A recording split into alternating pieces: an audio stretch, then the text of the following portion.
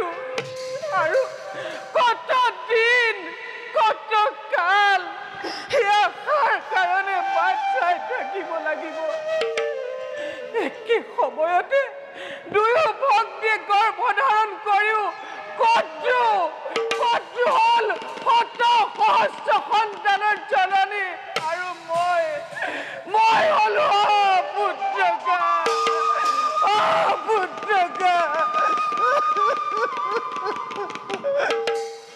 পত্নী অসহ্য সেই বিদ্ৰুপৰ বাণী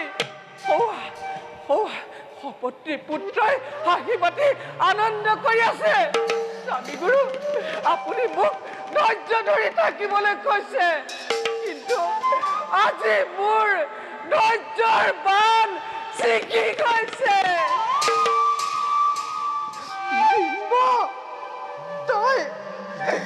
তই আৰু জন্ম নহয়, মোৰ চিৰা নিৰ্দিত সন্তান।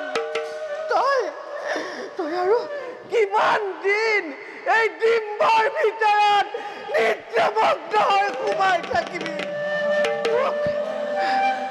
তোক এই মুহূৰ্ততে চূৰ্ণ কৰি মোৰ সকলো আশা দূৰ কৰিম।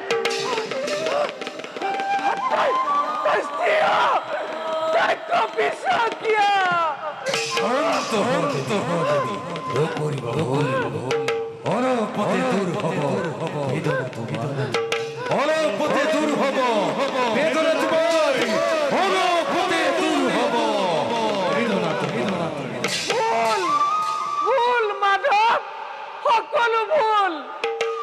মই আজি ধৈৰ্যচ্যুত হৈছো। মই আজি উদ্মাদিনী। মই কাৰো কথা শুনিব নোখোজো। হতভগা, তই মোৰ আশাৰ ৰাজ্যৰ পৰা এতিয়াই আঁতৰি যা। এক মুহূৰ্ত মই বুকুত সাৱটি ৰাখিব নোখোজো। তই মোৰ সন্মুখৰ পৰা এতিয়াই আঁতৰি যা, আঁতৰি যা, আঁতৰি যা, আঁতৰি যা।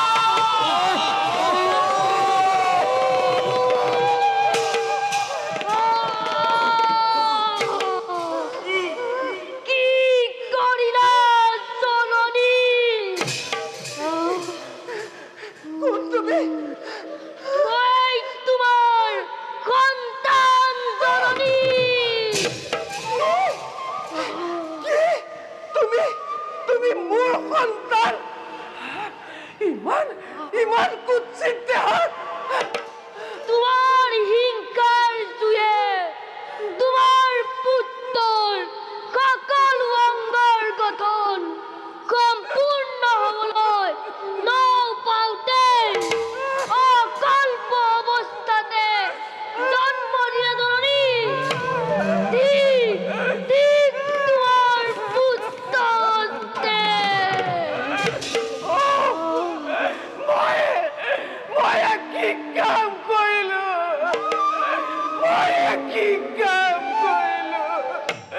পুত্ৰ মোৰ বাচ্চা, মোৰ মুক্তই ক্ষমা কৰ, বাচ্চা ক্ষমা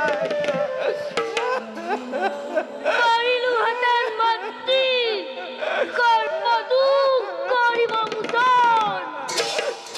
অৰুণ নাম লৈ আহিছিলো মই, কিন্তু কি হ'ব মাতৃ, তোমাৰ আশা আকাংক্ষা সকলো চূৰ্ণ কৰি দিলা।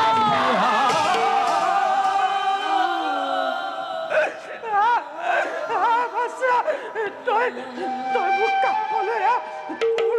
কুচিত লটোক মই অতি আগ্ৰহেৰে বুকুত সাৱটি ল'ম মোৰ হৃদয়ৰ ধন তই মোৰ কাষলৈ নুচুবা নুচুবা জননী তুমি মোক স্পৰ্শ নকৰিবা দানৱ বিমানত পুলকিত হৈ মাতৃত্ব হেৰুৱাই পুত্ৰতে বিকৰ্তন দি মোৰ কাষলৈ নাহিবা মই এতিয়া তোমাৰ পুত্ৰ নহয় তোমাৰ পুত্ৰ পেটাত্ম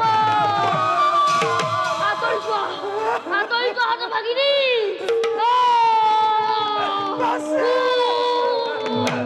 মই জীয়াই থাকিব নোৱাৰো ৰাক্ষসী পৃথিৱী কঁপিছে আকাশ অন্ধকাৰ হৈছে আহিলো জননী নোৱাৰো থাকিব আৰু তোমাৰ কাষত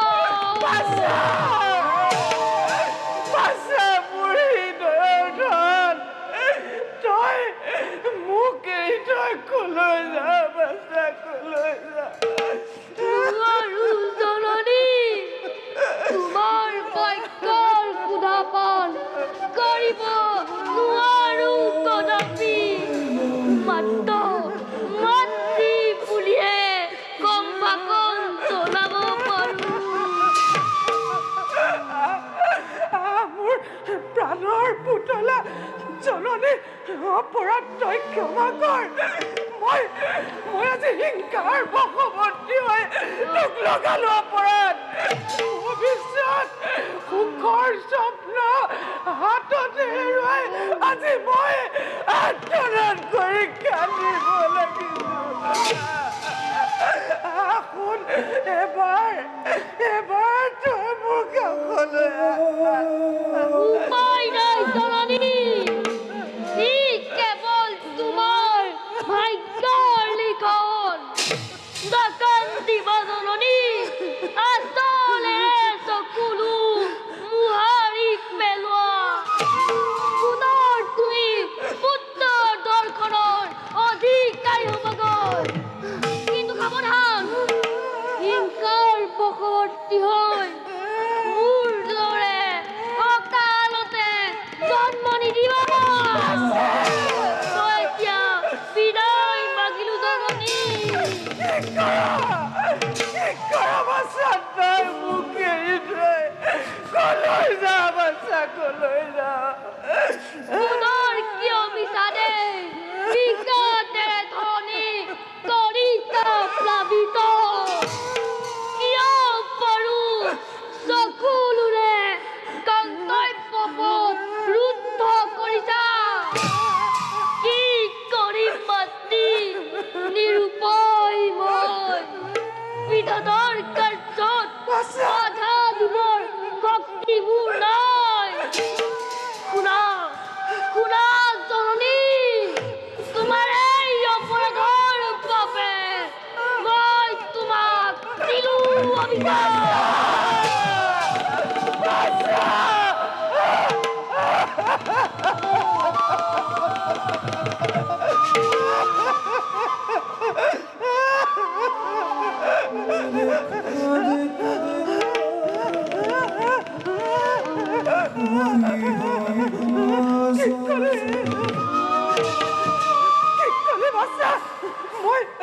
মই জাননী হৈ পুত্ৰৰ অভিশাপ সহ্য কৰিব লাগিব অসহ্য বাচ্চা সহ্য কৰিবই লাগিব জননী মধুৰ মাতৃত্বৰ ওপৰত জৰাই দিছা নিজেই হুতখন বিধাতাৰ সৃষ্টিৰ ওপৰত কৰি হস্তক্ষেপ হেৰুৱালা মাতৃত্ব তোমাৰ যাৰ বাবে অভিশপ্ত আজি তুমি পুত্ৰৰ হাতত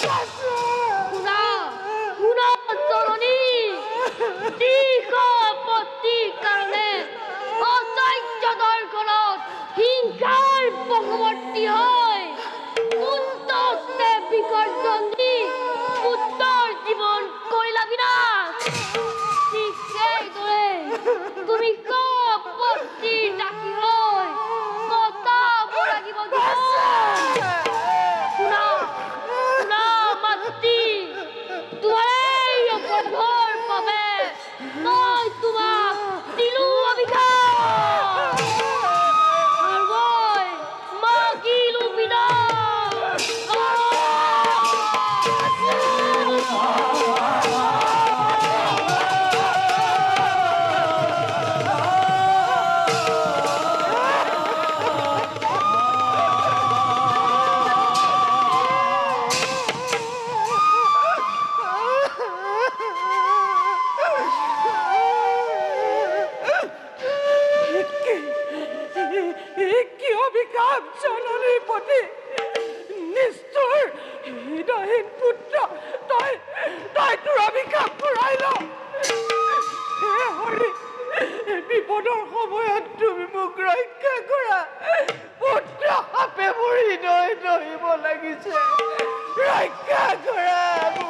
বহুদূৰ আহিলো জননী ঘূৰি যাবৰ আৰু সময় নাই সূৰ্যৰ তাপে দহিব লাগিছে পৃথিৱীৰ প্ৰজা যাওঁ মই সূৰ্যলৈ সূৰ্যৰ তাপে নিবাৰণৰ বাবে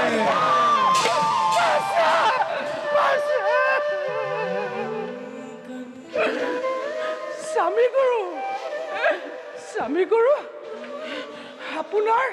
আপোনাৰ দানৰ মোৰ কোনো প্ৰয়োজন নাই আপোনাৰ সেই দানে আজি মোক সৰ্বনাশ কৰিছে অৰুণ বাছা অৰুণ তই কি কাম কৰিলি অৰুণ তই কি কাম কৰিলি তোৰ লগত মোকো লৈ যা অৰুণ তোৰ লগত মোকো লৈ যা অৰুণ বহুত দূৰ পালেগৈ যাওঁ মোৰ ইয়াত থকাৰ কোনো আৱশ্যক নাই অৰুণ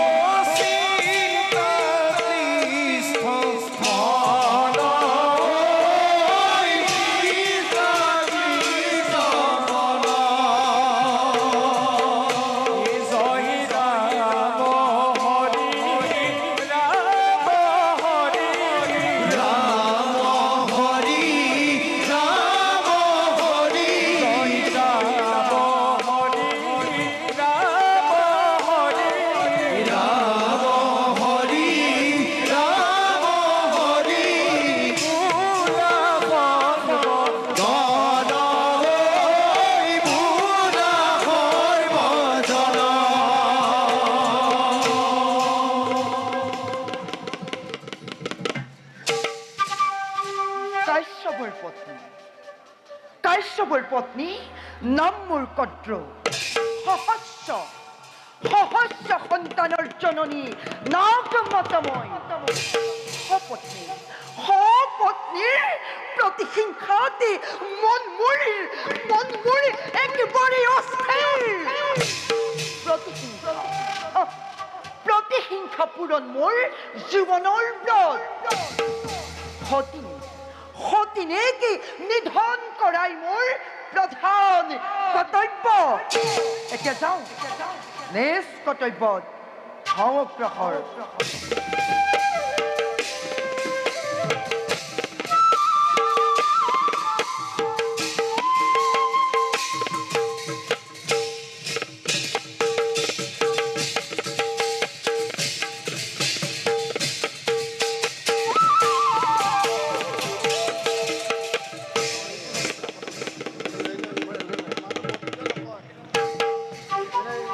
এতিয়া আহি মই হৰজুৰ তীৰে পালোহি। এই হৰজুৰ তীৰতেই মোৰ অসময় কৰিম বন্ধন।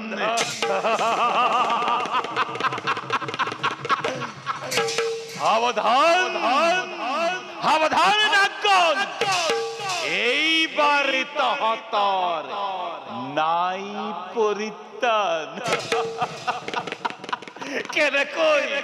কেনেকৈ বুঝবি তহতে এই দেবতার মায়া? এই অশ্বর কারণে তহতে দিন মাটির হাপত দগ্ধ হব লাগিব। ও দগ্ধ হব লাগিব।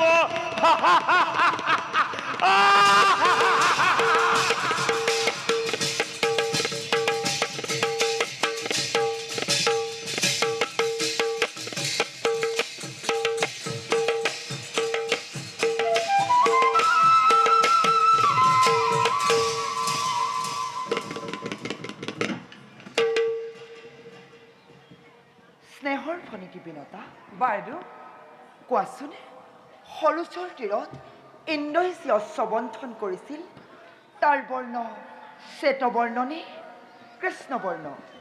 সেই অস্ত্ৰ শ্বেত বাইদেউ। নহয় ফণিকি, তুমি ভুল ভাবিছা। বাসৱৰ অশ্ববৰ্ণ কেতিয়াও শ্বেত হ'ব নোৱাৰে। বাইদেউ, বাসৱৰ অশ্ববৰ্ণ শ্বেত বুলি জানে সকলোৱে। কোৱাচোন, তুমি মোক এনে প্ৰশ্ন কিয় কৰিলা? কি কলি বিনতা? বাসৱৰ অশ্ববৰ্ণ শ্বেত? তাৰ মানে তই ক'ব খোজ নেকি মোৰ দৃষ্টিশক্তি নাই? মই কি অন্ধ হলো বিনতা? মই মিছা কোৱা নাই বাইদেউ, তুমি ভুল বুজিছা। বাসৱৰ অশ্ব সাগৰ মন্থনত উৎপত্তি হৈছিল। তাৰ গাৰ বৰণ সম্পূৰ্ণ শ্বেত। তেন্তে তই মোৰ সৈতে বিবাদৰ আৰম্ভ কৰিছ নহয় জানো বিনতা? বাসৱৰ অশ্ববৰ্ণ যে শ্বেত নহয় সেই কথা মই জানো ভালদৰে। ময়ো ভালদৰে জানো বাইদেউ, কৃষ্ণবৰ্ণ কেতিয়াও হ'ব নোৱাৰে।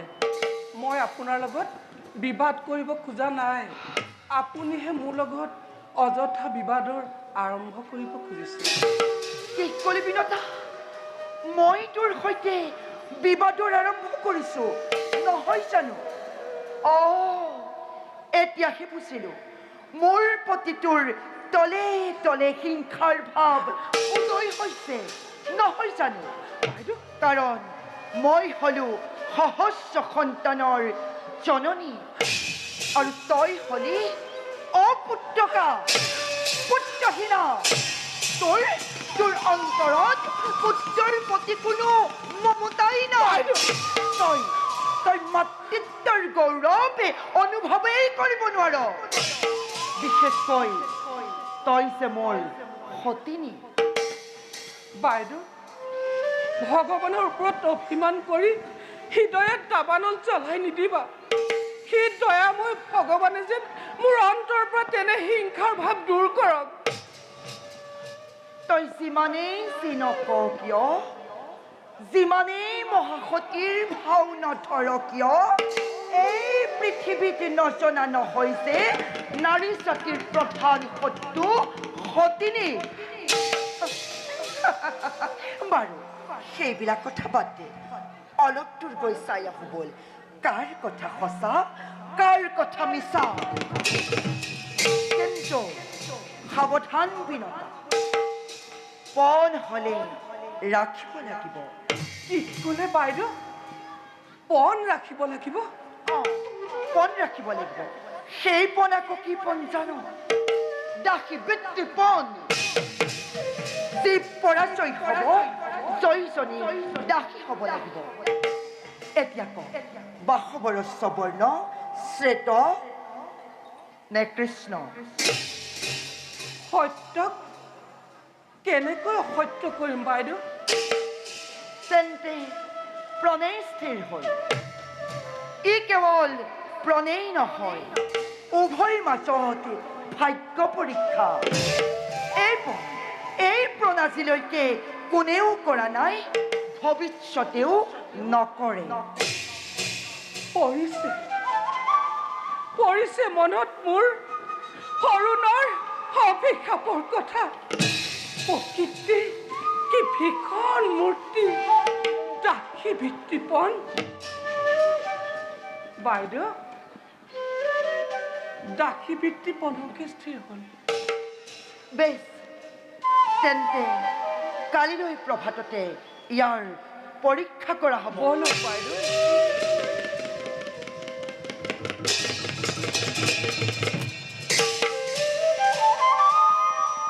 ইন্দ্ৰৰ অশ্ববৰ্ণ শ্বেত বুলি জানে সকলোৱে, তথাপি আজি ইয়াৰ কাৰণে ইমান বিবাদ কিয়? তুমি কি কৰিলা নিজৰ বিপদ তুমি নিজেই মাতি আনিলা। নিজৰ বিপদ তুমি নিজেই মাতি আনিলা। নিজৰ বিপদ তুমি নিজেই মাতি আনিলা। কোন তুমি মহাপুৰুষ? বাসৱৰ অশ্ববৰ্ণ শ্বেত বুলি জানে সকলোৱে, তথাপি তোমাৰ মুখত কিয় শুনো আজি এনে উপহাস বাণী? তুমি কি বুজিবা কালৰ গতি সংসাৰ কৰিব লাগিছে। সত্য অসত্য সকলো কি সাগৰৰ তল জলত, সকলো কি সাগৰৰ অতল জলত, সকলো কি সাগৰৰ অতল জলত।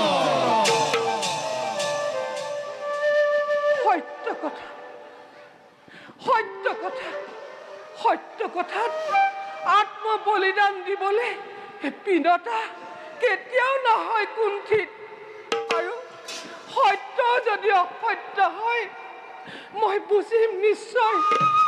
সত্যৰ ওপৰত কৰে অত্যাচাৰ কি নিষ্ঠুৰ বিধাতাই। সত্যৰ ওপৰত কৰে অত্যাচাৰ কি নিষ্ঠুৰ বিধাতাই।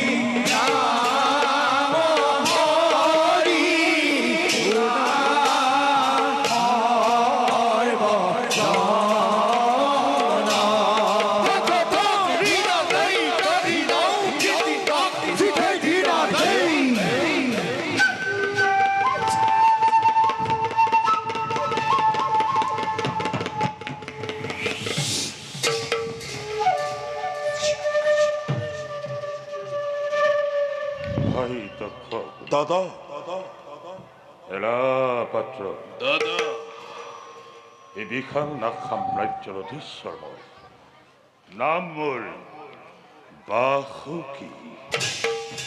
তোমারকে দুইরে সহায় লভি অতি বিশ্বক্ষণ রাজ্যময় করেছিল শাসন, কিন্তু ভাই হোক দাদা আজি কিছুদিন ধরে আমার রাজ্যত নতুন নতুন অত্যাচারে গা করে উঠিব লাগিছে। মোর ভাব হই এই অত্যাচারত বলি হই এদিন হয়তো সমগ্র নাক্রতায় নরক যন্ত্রণা ভুগিব পারে। দাদা কোন কোন তো দুরাচারী অত্যাচারী করে আহি আমারই রাজ্যতি এদিক্ষণে দাদা দিয়া দেখুয়াই হিরস্যেদি করতাকে এক মুহূর্ত অতি হোক দাদা মনে করে অত্যাচার আমার রাজ্য শিরাশির করিয়াছি তার কলেবর খণ্ডিত করিত ভূমির মধ্য দাদা ঐক্যক দাদা ইমান সহজ নহয় যে তাক তোমালোকে নিমিষতে দ্বিখণ্ডিত কৰিব পাৰিবা। তাৰ বাবে দায়ী কোন জানা? দাদা তাৰ বাবে দায়ী কোন জানা? কোন দাদা তাৰ বাবে দায়ী আমাৰ পিতৃ দেৱতা পিতৃ দেবতা আৰ শিৰাৰাজ্য আমাৰ জননী জননী আইহত দাদা তাৰ বাবে তোমালোকে কোনো চিন্তা কৰিব নালাগে।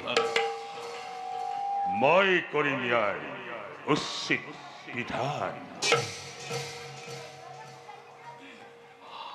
ভাইহত দাদা যাও মই পিতৃৰ সমীপে কৰগৈ ইয়াৰ এক উচিত প্ৰতিকাৰ। দাদা যোৱা তুমি পিতৃদেৱৰ কাষে আমি দুয়োজন এই শিবিৰলৈ ভাল দাদা যোৱা তুমি কৰা গৈ ইয়াৰ এক উচিত প্ৰতিকাৰ ভাইহত দাদা মই তেন্তে আহিলো।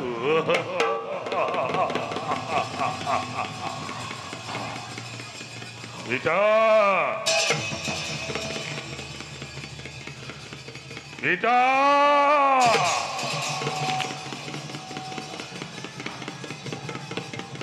পিতা